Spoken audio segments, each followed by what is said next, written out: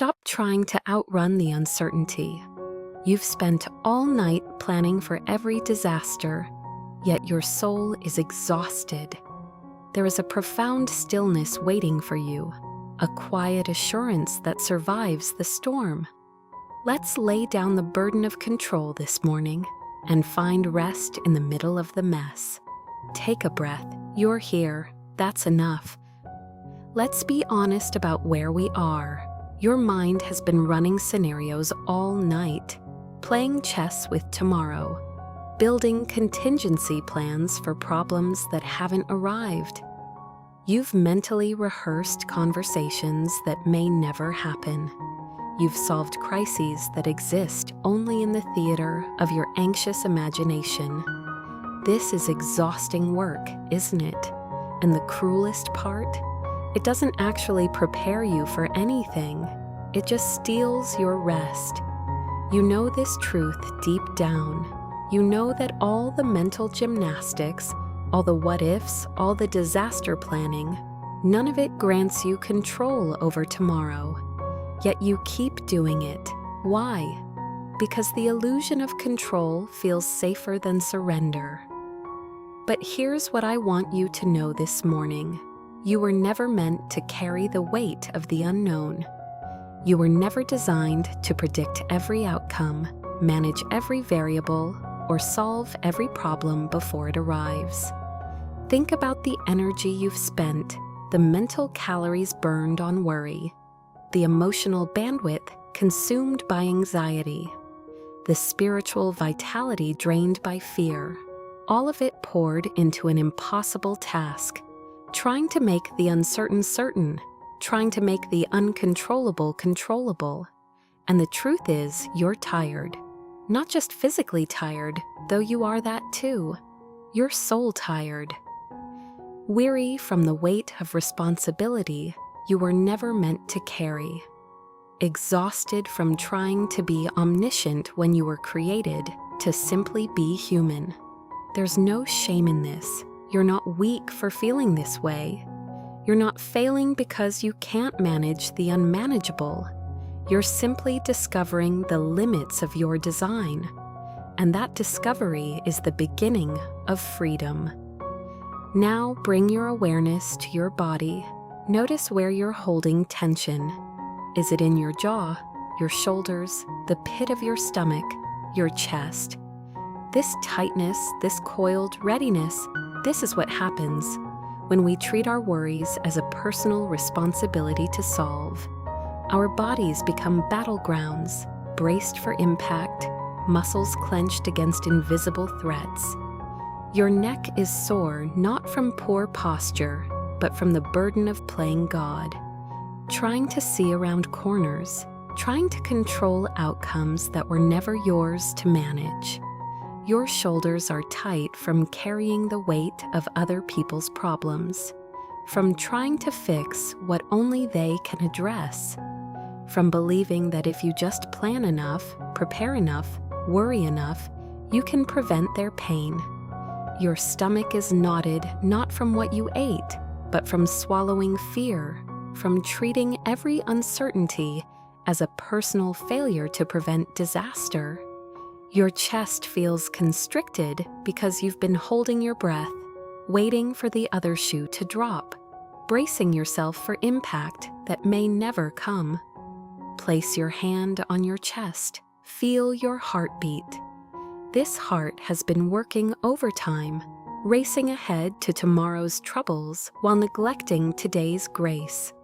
This faithful muscle that beats without your permission, without your planning, without your control. It knows something about surrender that your mind has forgotten. Take a deep breath in through your nose. Fill your lungs completely. Hold it for a moment. Now release it slowly through your mouth, letting your shoulders drop as you exhale. Do this again. Breathe in peace. Breathe out control. Again. Breathe in presence. Breathe out the future you're trying to script. With each exhale, imagine releasing one thread of control, one outcome you've been trying to manage, One future you've been trying to script. One person you've been trying to fix. One situation you've been trying to force into certainty. Let it go. Your body knows something your mind refuses to accept. You cannot think your way into safety. You cannot plan your way into peace. You cannot control your way into certainty. The tightness in your muscles is your body's way of saying, "This is too much. This burden is too heavy. I was not built to carry the weight of the entire world." Listen to your body. It's telling you the truth. I know this is terrifying. I know the fear of the unknown feels like standing at the edge of a cliff in the dark, not knowing if the next step will find solid ground or empty air. And I'm not going to tell you that fear is irrational. I'm not going to dismiss it or spiritualize it away with empty platitudes. Your fear is real. The unknown is genuinely uncertain. Life truly is unpredictable. The future is not guaranteed. The people you love are not invincible. The plans you've made can fall apart. The security you've built can crumble. These are facts, not fears. And pretending otherwise doesn't make you faithful, it makes you dishonest. So let's sit with that for a moment. Let's acknowledge the reality that your fear is pointing to. You are not in control. You cannot guarantee outcomes. You cannot protect everyone you love from every harm. You cannot prevent every disaster. You cannot plan away all pain. This is true, and it's terrifying. But here's the invitation. What if the unknown isn't your enemy? What if uncertainty isn't a problem to solve, but a space to inhabit differently? What if instead of white-knuckling your way through the darkness, you could learn to rest in it? Not because you've figured it out, but because you finally admitted you don't have to. There is a presence that exists beyond your plans, a wisdom that operates outside your comprehension, a peace that isn't dependent on having all the answers. Think about the birds. They don't hoard, they don't stockpile, they don't lie awake at night worrying about tomorrow's meal. And yet they're fed, not because they're careless, but because they're held by a care that exceeds their own capacity. Think about the flowers. They don't strategize their blooming. They don't create contingency plans for storms. They don't anxiously monitor the forecast, and yet they grow, they bloom, they become exactly what they were meant to be. You are more valuable than birds, more beloved than flowers. And the same care that sustains them is available to you if you're willing to receive it. This morning, you're being invited to shift from hypervigilance to openness, from clenched fists to open palms, from the exhausting work of control to the restful posture of trust. Let me be clear, this isn't passivity. This isn't giving up or checking out. This isn't about being irresponsible or reckless. This is the courageous act of acknowledging reality, that you were never in control to begin with, and that's actually okay. Trust is not the absence of action. It's action rooted in something deeper than fear. It's doing what's yours to do and releasing what was never yours to carry. You can still make plans without being enslaved to them. You can still prepare without being consumed by preparation. You can still be responsible without playing God. The difference is the posture of your heart. Are you planning from a place of trust or terror? Are you preparing from wisdom or worry? Are you being responsible, or are you trying to be sovereign? Think about it. All the things you worried about last month, where are they now? Some never happened. The disaster you predicted didn't arrive. The conversation you dreaded went differently than you imagined. The outcome you feared never materialized. Some happened differently than you feared. the challenge came, but not in the form you expected. The difficulty arrived, but so did help you didn't anticipate. The problem emerged, but so did a solution you couldn't have planned. Some happened exactly as you dreaded, and yet you're still here, still breathing, still standing. The worst-case scenario became reality, and you discovered a strength you didn't know you had, a grace you couldn't have manufactured, a resilience that emerged in the moment, not in the planning.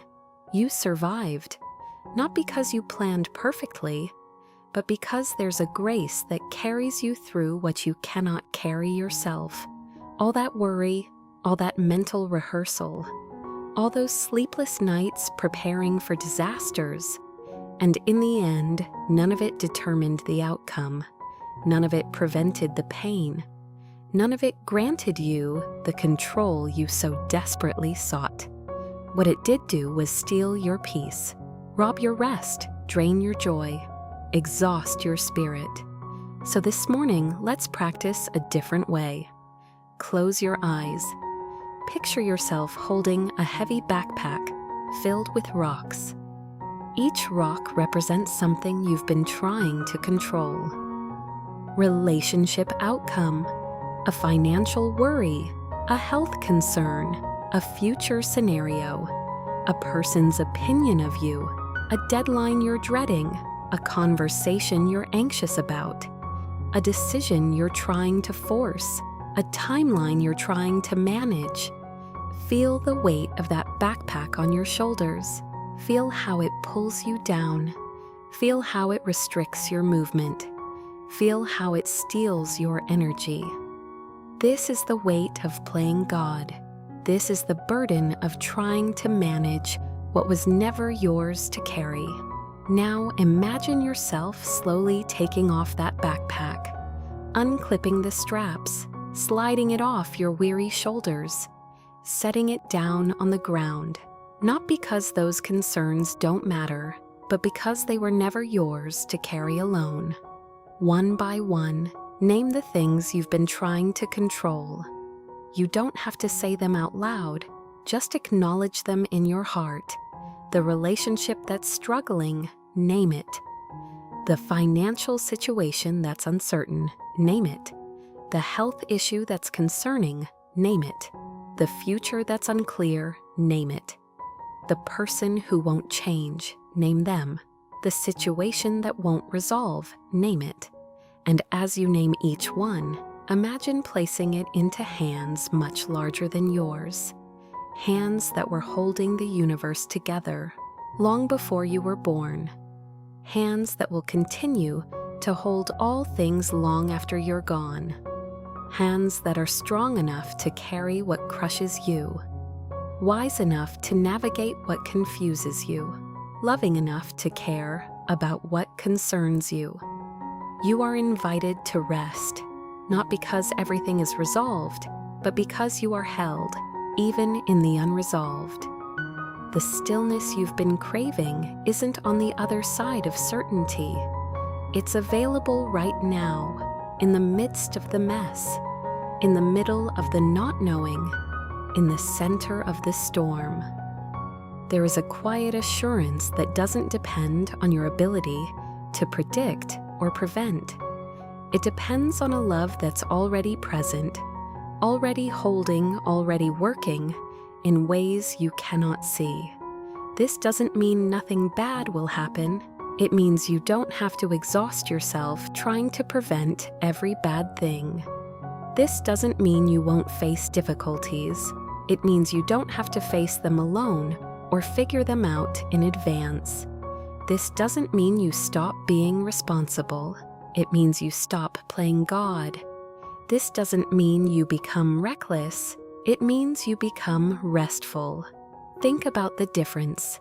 When you're trying to control everything, you're rigid, brittle. One unexpected event can shatter your carefully constructed plans and leave you in pieces. But when you're resting in trust, you're flexible, resilient. When the unexpected comes, and it will, You can bend without breaking. You can adapt without collapsing.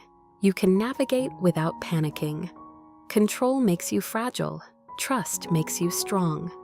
Control exhausts you. Trust renews you. Control isolates you. Trust connects you to something greater than yourself. Take another deep breath. Feel your feet on the ground. You are grounded, even when life feels unstable. Feel the chair or surface supporting you. You are supported, even when you feel alone. Feel the air filling your lungs. You are sustained by breath you did not create, by life you did not generate, by grace you did not earn.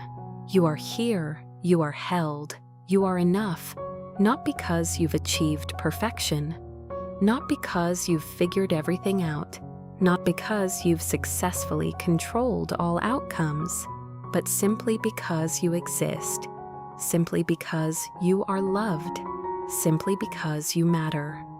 And whatever comes today, whatever uncertainty awaits, whatever challenge arises, whatever outcome unfolds, you will meet it with the same grace that has carried you this far. Not because you've mastered the art of control, but because you've finally surrendered to being loved in your lack of control. Let's practice this together. Take a deep breath in. As you breathe in, receive this truth. I am held.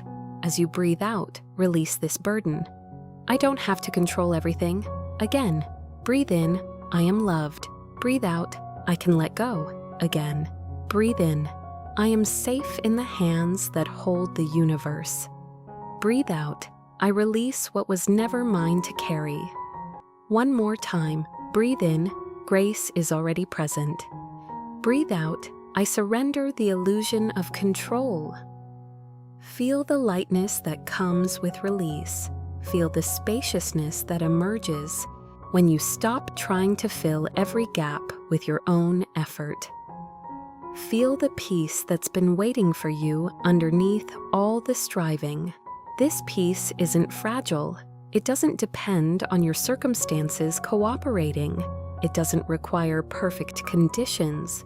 It exists in the midst of chaos, in the center of uncertainty, in the heart of the unknown.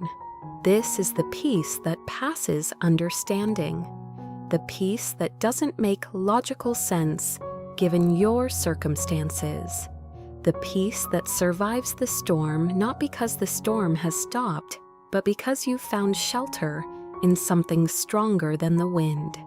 So go into this day with open hands instead of clenched fists.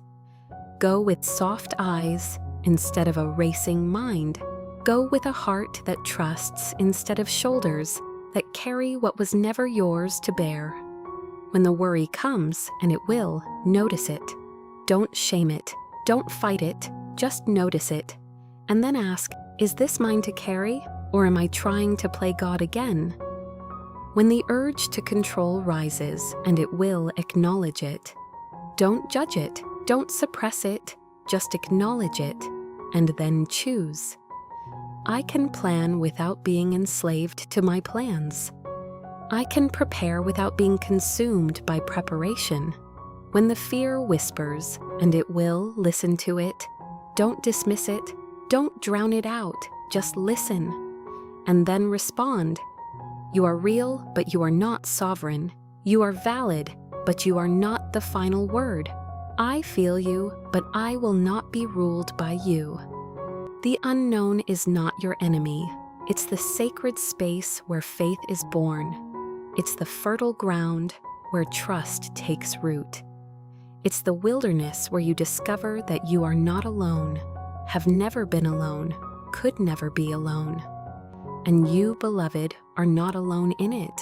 There is a presence with you, a peace beyond understanding, a love that will not let you go, a grace that meets you exactly where you are. You don't have to have it all figured out. You don't have to see the whole path. You just have to take the next step, and then the next, and then the next, one breath at a time, one moment at a time, one day at a time. And in each breath, each moment, each day, you are held. So rest now. Not in the certainty of outcomes, but in the certainty of love. Not in the security of your plans, but in the security of being known and held. Not in your ability to control, but in the trustworthiness of the one who holds all things. You are loved. You are held. You are enough. As you prepare to step back into your day, take one final deep breath. Notice how different you feel now than when we began. The weight is lighter. The tension has eased. The racing mind has slowed. This peace, this rest you're experiencing right now, it's not dependent on your circumstances changing. It's not contingent on your problems being solved. It's not earned by finally having all the answers. This peace is yours simply because you chose to release what was never yours to carry. And here's the beautiful truth. You can return to this place anytime you need it. When the anxiety creeps back in, when the need to control resurfaces, when the weight feels unbearable again. This isn't a one-time transaction. This is a practice, a rhythm, a daily returning to the truth that you are held. Some days will be easier than others. Some mornings you'll wake up with open hands. Other mornings you'll wake up with clenched fists, and you'll have to practice releasing all over again. That's okay. That's the journey. Progress, not perfection. You've taken a powerful step this morning. You've acknowledged the exhaustion. You've named the burden. You've practiced the release. You've chosen trust over control. Now carry this with you. Let it anchor you when the storms come.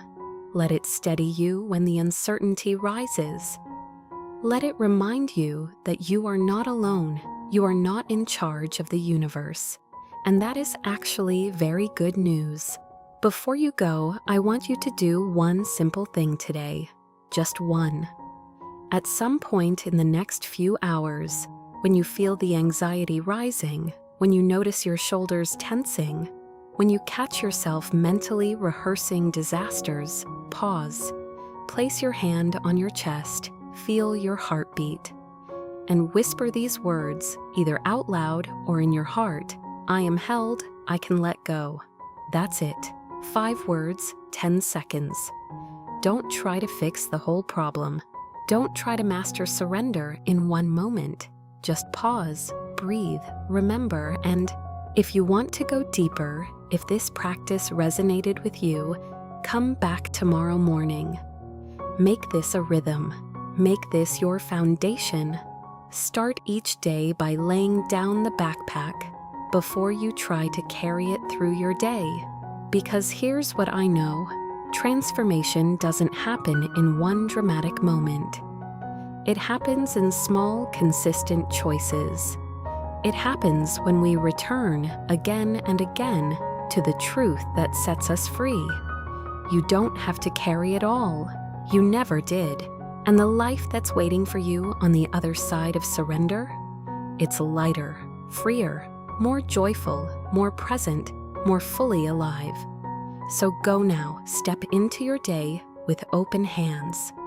And whenever you need it, come back here. This place of rest will be waiting for you. You are loved, you are held, you are enough. Go in peace.